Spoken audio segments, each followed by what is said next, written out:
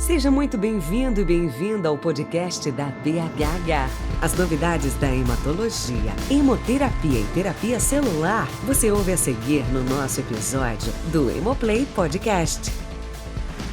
Olá, eu sou Márcio Nutti, sou professor da Universidade Federal do Rio de Janeiro e coordenador do Comitê de Infectologia da BHH. Estou aqui com dois outros membros do Comitê de Infecto para a gente discutir nesse podcast neutropenia febril. Aqui do meu lado esquerdo eu tenho a Márcia Garnica. Olá, Márcia, tudo bem? Oi, Márcio, tudo bom? Prazer estar aqui. Muito obrigada pelo convite. E aqui à minha direita, Jéssica Ramos, aqui de São Paulo. Oi, Jéssica. Oi, Márcio. Oi, Márcia. Prazer, uma honra, na verdade, estar nessa discussão com vocês no Hemoplay. Então, a nossa ideia, a gente vai debater um pouquinho sobre neutropenia febril, que é uma das missões que a gente tem no Comitê de Infectologia, que é gerar um documento de consenso da BHH. Então, eu vou começar aqui perguntando para a Márcia, dentro da neutropenia febril, quais seriam os determinantes de escolha do beta-lactâmico na primeira febre do neutropênico? Assim, em geral, assim, o que você diria de... O que você pensa na beira do leito? Ótima pergunta, Márcio. Eu acho que essa é uma pergunta super importante porque o primeiro tratamento ele tem que estar correto, né? Mesmo que ele ainda vá ser ajustado depois, mas a gente tem que trabalhar sempre com uma escolha correta. E o que a gente tem de dados, né, de escolhas corretas? Primeiro, uma coisa muito importante é a gente saber a epidemiologia local e conhecer o nosso paciente. Então, a estratégia que eu gosto muito é a estratégia de estratificação de risco, para a gente entender se a gente vai por um caminho de um passo de cada vez, a estratégia passo a passo, né, de escalonamento. Em algumas situações onde a gente não pode perder muito tempo ou em situações de maior risco, na estratégia de descalonamento, onde a gente começa com uma terapia mais ampla e depois vai descalonando. Em relação ao beta-lactâmico é a espinha dorsal do tratamento do neutropênico febril, né? Então, naqueles pacientes que a gente considera com risco não tão alto de multiresistência ou de complicação, as minhas escolhas continuam sendo cefepime ou piperacilina tazobactam, como a primeira droga, e nos casos de pacientes de alto risco, aí aumenta um pouquinho mais o leque e vai depender muito de qual é o risco e o que a gente está identificando nesse paciente. Sempre tentar evitar os carbapenêmicos, em algumas situações isso não vai ser possível, e até as novas drogas, em alguns cenários, pode ser que sejam necessárias, como ceftazidime e avibactam, mas em pontos muito selecionados. Jéssica, nesse contexto, eu tenho visto meus colegas ficarem muito reticentes e preocupados com toxicidade neurológica do cefepime. Então eu vejo assim, o pessoal troca muito para pipetazo. O que você poderia dizer, assim, qual a sua ideia? Você acha que o pessoal está com um sarrafo muito alto para essa questão? Por exemplo, também você deve mexer na dose do cefepime diariamente, procurando ver o clearance creatinina, que a gente sabe que ele flutua bastante nesses pacientes. O que você diria? Eu acho que é fundamental a gente lembrar, né, do nosso histórico com o cefepime no manejo de neutropenia febril. É uma droga muito segura, né? Todas as cefalosporinas são, e apesar daquela incidência, acho que teve uma meta-análise que atrapalhou bem a conversa e muita gente se confundiu naquele momento, mas eu entendo o cefepime como uma droga muito segura. Entre as duas, eu acho que, lógico, tem que ver epidemiologia local, se os seus isolados são mais sensíveis a uma ou a outra, aí sim pensar no pipetazo, se a maioria dos seus isolados não forem sensíveis a cefepime e forem ao pipetazo, mas eu entendo que é uma raridade a neurotoxicidade. A gente tem 1000 motivos para esse paciente ter quadros confusionais, ter rebaixamento, e é mais fácil a gente colocar a culpa no cefepime, mas eu acredito que ele é inocente na maioria das vezes. Isso que você comentou, né, em quem que a gente suspeita de neurotoxicidade, aí sim é no paciente com prejuízo do clearance da função renal, do clearance de creatinina. Então sim, é muito importante a gente estar atento a todas as doses de todas as medicações diariamente na prescrição. Precisa do ser pensante atrás da prescrição, não dá para a gente ser substituído ainda pela inteligência artificial nesse controle de doses. Então eu ainda acredito que nessa duplinha eu gosto do cefepime porque tem mais dado, tem mais experiência. E a pipetazo, lembrar que o tazobactam, ele aumenta, além de ser uma piperacilina, né, uma penicilina com espectro para pseudomonas, tem espectro para anaeróbio. Então, se eu preciso tratar anaeróbio, se eu tenho um quadro abdominal, uma tiflite, um abscesso perianal, aí ok, fazer essa escolha, mas do contrário, eu estou matando anaeróbio sem necessidade, e aí a gente vai ter toda a repercussão em flora. Então, ainda explorando nisso, Márcia, você falou um pouquinho do carbapenem que às vezes a gente tem que dar, né? Tem um trabalho interessante que foi feito em não neutropênico, que eles viram que os pacientes que tinham aquisição de colonização por KPC bem recente naquela internação eram aqueles que tinham um risco alto de ter uma bacteriemia pela mesma bactéria. E aqueles que tinham tido uma colonização lá 6 meses atrás, raramente tinham uma bacteriemia. O que você acha disso e você usa isso na beira do leito? O que você diria? Não, realmente assim, o status de colonização ele não é igual imediatamente, não é diretamente relacionado ao aumento de risco de infecção. Aumenta, mas o que a gente tem mais ou menos de dado é que isso leva uns 10%, provavelmente, talvez 15% de evento. Então, o paciente colonizado pode ter esse risco em relação a ter um evento de fato com necessidade de tratar. Só que isso é muito pouco, né? Quer dizer, é alto, a gente precisa se preocupar, mas também é pouco para a gente tratar todo mundo. Então, o colonizado não significa que eu preciso dar aquele espectro naquele momento empírico inicial. Como eu faço especificamente? A gente faz essa estratificação de risco e vê se ele tem mais outras coisas além, né? Tem score de risco para isso, etc. Alguns mais fáceis de usar, mas a gente usa muito o dado da mucosite. A importância da mucosite como um fator de entrada, né? Que na verdade a grande maioria das infecções que a gente está falando de gram-negativos vão ter a porta de entrada do trato gastrointestinal. Então, se eu tenho, embora um paciente colonizado, mas que o trato gastrointestinal dele está íntegro ou está bem pouco alterado, isso não só no neutropênico, mas no paciente com GVHD, por exemplo, também, ou com uma colite por CMV, etc., a necessidade dessa cobertura, ela não é tão forte. Provavelmente a gente vai alterar a disbiose, como tem vários estudos falando que o uso de meropenem é um grande vilão para a sobrevida global no paciente halogênico, por exemplo, porque a gente mexe tanto nessa microbiota, aumenta a chance de doença enxerto e piora o prognóstico. Então, a gente tem que usar de uma maneira muito criteriosa e, se precisar entrar empiricamente, descalonar assim que a gente tiver certeza, assim que tiver uma hemocultura negativa, que o paciente está evoluindo melhor, descalonar, porque essa também eu acho que é uma chave para a gente usar mais adequadamente os antimicrobianos. Mais sabedoria, né? E sem dúvida, assim, essa história, né, que a Márcia falou do descalonamento é uma coisa muito importante, embora os colegas hematologistas fiquem sempre muito preocupados, porque ele fala assim, mas o paciente já você melhorou, então vamos manter. Avançando, Jéssica, um outro assunto que é bem polêmico, que é a questão do uso empírico de vanco na primeira febre ou na febre persistente. O que você diria, assim, no geral? Acho que dá para todo mundo ficar cada vez mais seguro da não indicação, da não necessidade da vancomicina, ainda mais nessa primeira febre, né? Eu acho que na primeira febre a gente nem sabe se é infecção ou se é evento adverso de droga, enfim, mas na segunda febre também a gente não costuma ver problema com estáfilo, que é o nosso grande vilão aí quando a gente pensa em dar vancomicina, a gente quer cobrir estáfilo, porque os estreptos, os outros gram-positivos, a gente tem uma boa ação dos beta-lactâmicos que a gente vai ter introduzido anteriormente. E aí eu vejo 2 grandes momentos. A gente teve um momento que todo mundo usava para todo mundo, né, como uma duplinha. Felizmente isso está caindo, a gente já não vê isso. Aí muitas pessoas se apegaram aos guias de tratamento, às diretrizes norte-americanas, por exemplo, que falavam, tá bom, você não quer dar vanco para todo mundo, não precisa, mas se for mucosite, se tiver infecção de catéter, você tem que dar vanco. Ou se usou quinolona profilática, aí era quase todo mundo que continuava dando vanco. E aí foram saindo muitos dados, eu acho que tem uma publicação que a gente precisa citar aqui, que é o seu trabalho com a Mariana, com os dados no Rio, né, que foi um trabalho muito bem feito, que mostrou que para a mortalidade, adicionar vanco não faz nenhuma diferença. É isso que a gente precisa, né? Então é uma droga tóxica, nefrotóxica, mielotóxica, lembrar que muitos antibióticos são tóxicos para a medula, que é o melhor antibiótico que existe, é neutrófilo, e então eu vejo que a gente precisa, sim, usar menos vancomicina e a gente tem dados para isso. Então não se preocupem com o danado do MRSA, isso é coisa de literatura de fora, né? Excelente.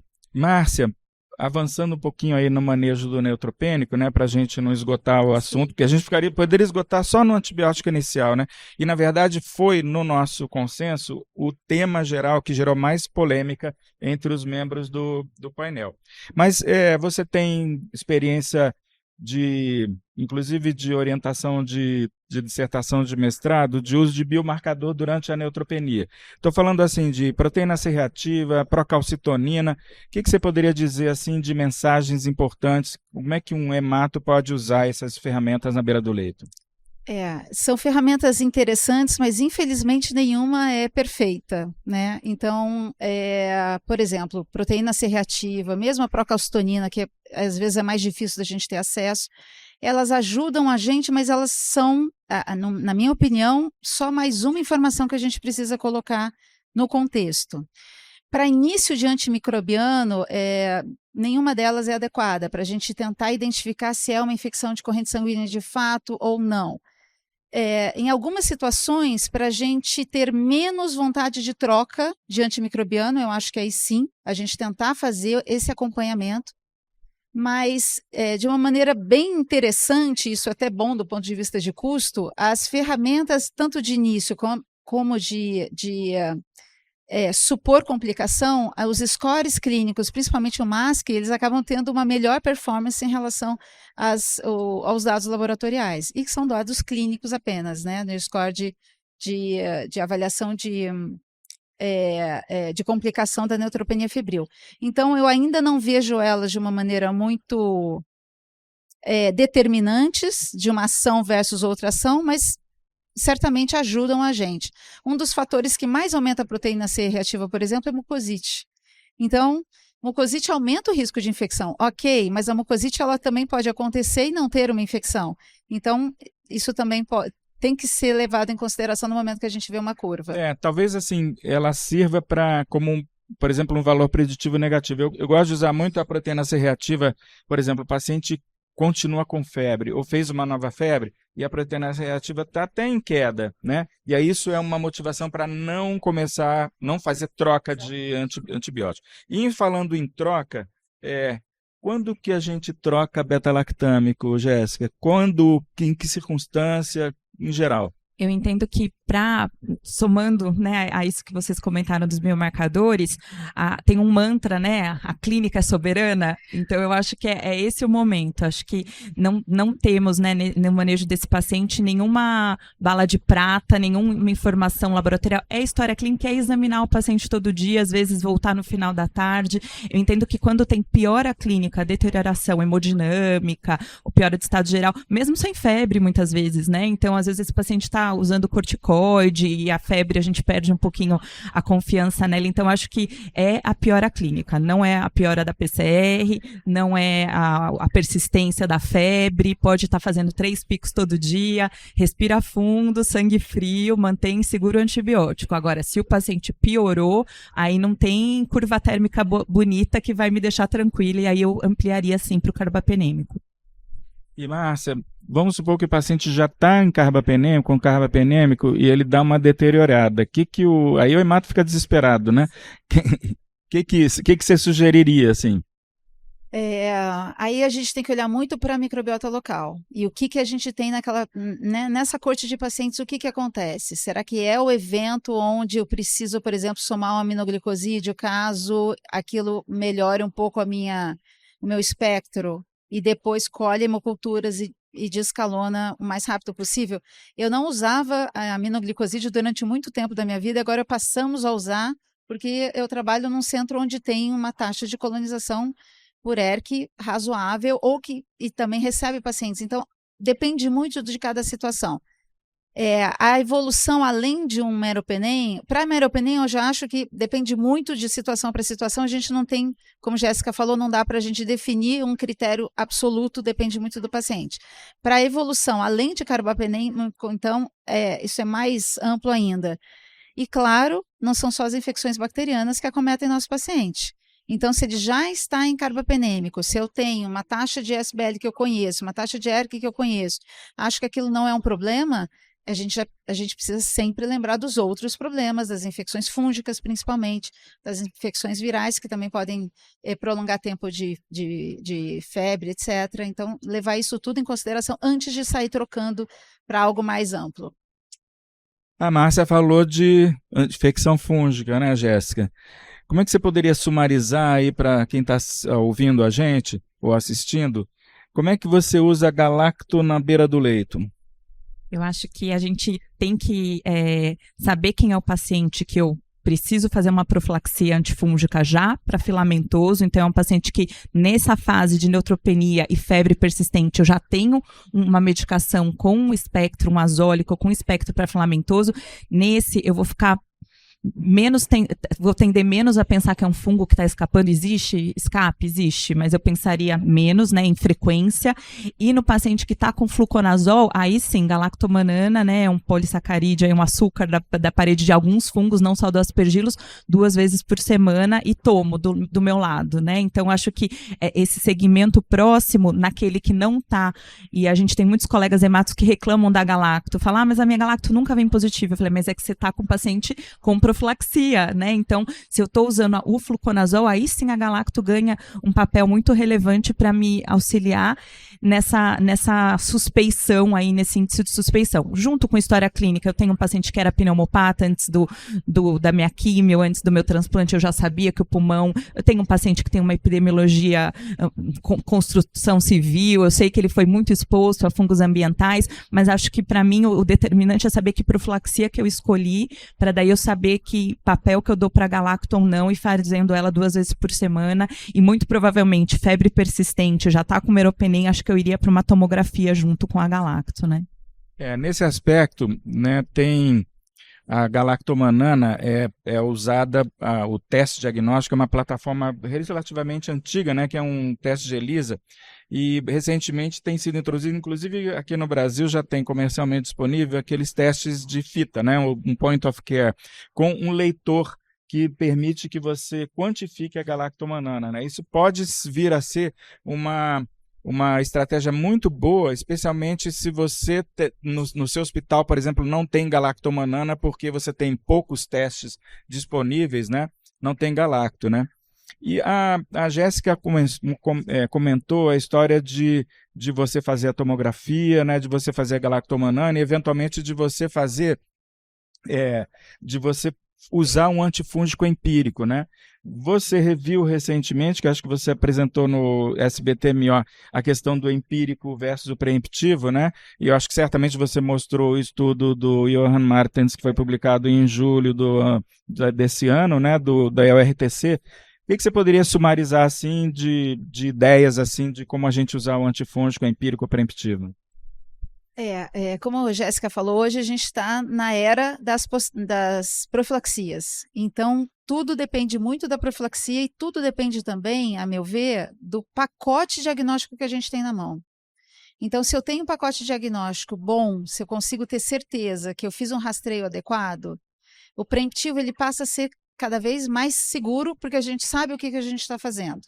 Em alguns ambientes de profilaxia, eu posso ter dificuldade de diagnóstico. Então, isso também tem que ser pesado na hora. A galacto num paciente usando um azólico com espectro anti-IFA, ela não tem o rendimento que a gente espera, mas aí eu vou na galacto do BAL. Então, eu vou tentar trazer um material que me dá a melhor resposta para aquilo que eu estou perguntando. Então, e em algumas situações, o empírico vai ser usado em situações de extremo risco e em outras situações que eu careço do painel diagnóstico. Aí, eu acho que é o nosso grande desafio, ter diagnóstico adequado de infecções fúngicas para todo mundo, não só para as unidades de transplante. Sem dúvida. Você vê que a Márcia, ela sumarizou dizendo o seguinte, mesmo que você tenha o preemptivo, você tem galactomanana, em algum momento você eventualmente vai fazer empírico, ou porque você está esperando o resultado de uma galacto, ou porque sexta-feira à noite da véspera do carnaval e a próxima Galacto vai ser, sei lá, na quarta-feira de cinzas. Então, mas existe, obviamente, uma tendência a se fazer o preemptivo, né? A gente está chegando para o final do nosso podcast, e aí eu pergunto para você, Jéssica, depois de tudo, quais são os critérios de suspensão de antibiótico no paciente neutropênico? Essa é a parte mais feliz, né? A parte que todo mundo gosta. Eu acho que a gente tem duas situações aí, né? Uma que já era mais tranquila para todo mundo, que é quando o paciente recupera a neutropenia, aí todo mundo está feliz, quer suspender antibiótico e dar alta. E o grande dilema era quando o paciente ficava sem febre, mas mantinha a neutropenia. E eu acho que a gente teve ganhos muito grandes com um trabalho, né? Que é muito difícil fazer trabalhos controlados nessa população, mas que um grupo espanhol fez, o How Long, que eu acho que todo mundo que está nos escutando, nos assistindo, precisa ler, e a gente vê que se o paciente, mesmo persistindo neutropênico, está afebril, e aí tem divergência se 48 ou 72 horas, a gente pode tacar esse antibiótico fora. Tem gente que ainda é mais conservadora, né? Um paciente de risco, eu vou dar alta hospitalar, então deixa de escalona para uma quinolona profilática, isso é tema para um segundo podcast, para uma outra conversa, mas eu entendo que recuperou neutrófilo, acabou o antibiótico, ou manteve neutropenia, mas está sem febre, a gente tem dados bem convincentes de suspensão também do antibiótico. Devo lembrar que tem umas publicações recentes que estão explorando duração mais curta de antibiótico para bacteremia em pacientes transplantados de medula, neutropênicos e tudo mais. Então são conceitos que a gente deve ter em mente, deve tentar explorar. Nós estamos chegando ao final do podcast e se você quiser saber mais aprofundadamente, daqui a um tempinho, nós publicaremos a diretriz de manejo de neutropenia febril da BHH, que eu vou contar, obviamente, já contei com a participação de um painel que incluiu a Jéssica e a Márcia, e vamos escrever a várias mãos esse documento que acho que vai ser bem útil. Então, eu queria últimas palavras aí para vocês darem um tchau para a galera que está assistindo e ouvindo. Obrigada para os nossos ouvintes e contem conosco e com o Comitê de Infecto da BHH para dúvidas futuras. Muito obrigada, gente. Espero que vocês gostem também das recomendações e foi um prazer estar aqui com vocês. Obrigada. Beleza, gente. Até mais. Até a próxima. Com acesso a muita informação sobre as especialidades e diversos temas pertinentes na voz de quem entende.